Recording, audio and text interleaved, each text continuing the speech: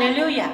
ఈ దిన వాక్యము 12వ తారీఖు 7వ నెల 2026వ సంవత్సరం. కీర్తనల గ్రంథం 122వ కీర్తన 7వ వచనం. నీ ప్రాకారములలో నెమ్మది కలుగును కాక, నీ నగరులలో క్షేమముండును కాక. హల్లెలూయా.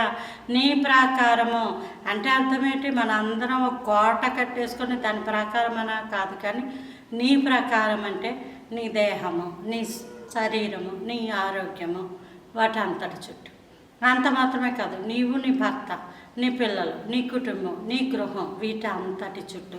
అంత మాత్రమే కాదు, నీకు వచ్చే ఆదాయము, నీకు వచ్చే సమస్త విధములైన రాబడి, అలాగే దేవుడు నీకు ఇచ్చిన తలాంతులు, దేవుడు నీకు ఇచ్చిన సమస్త విధములైన కృప, వాటి చుట్టూ అట దేవుడు ప్రాకారం ఉంచుతాడట. అంటే అర్థం ఏంటంటే, యోబు గ్రంథంలో ఉంటుంది, సాతానుడు ప్రవేశించకున్నట్లు యోబు ఇంటి చుట్టూ దేవుడు కంచె వేసాడట.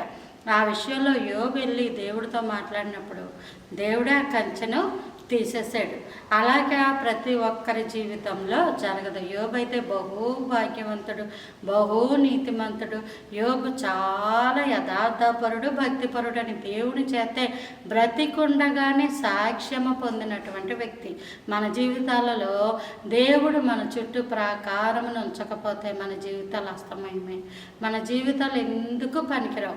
అంత మాత్రమే కాదు, నీ నగరులలో క్షేమం ఉండును కాక. అమ్మ, మీరు ఎలా ఉన్నారు అంటే మేము బాగానే ఉన్నాం కానీ మాటలు చెప్పే కబుర్లు ఈ రోజుల్లో చాలా తక్కువ అయిపోతున్నాయి. ఎట్టి పరిస్థితుల్లో క్షేమం ఉండలేదు. అప్పులు, రుణాలు ప్రాముఖ్యంగా పట్టి పీడిస్తున్నాయి. అనారోగ్యాలు పట్టి పీడిస్తున్నాయి. ఏదో ఒక శుభకార్యాలు లేకపోవడం, అవేదో విఫలమవ్వడం, ఇలాగ ప్రజలు నానా ఇబ్బందుల్లో ఉంటున్నారు. అయితే దేవుడు అంటున్నాడు, ఆయన ప్రాకారమును ఉంచితే ఆ ప్రాకారం లోపల క్షేమం ఉంటుంది. హల్లెలూయా. క్షేమము దేవుడు అనుగ్రహించును కాక.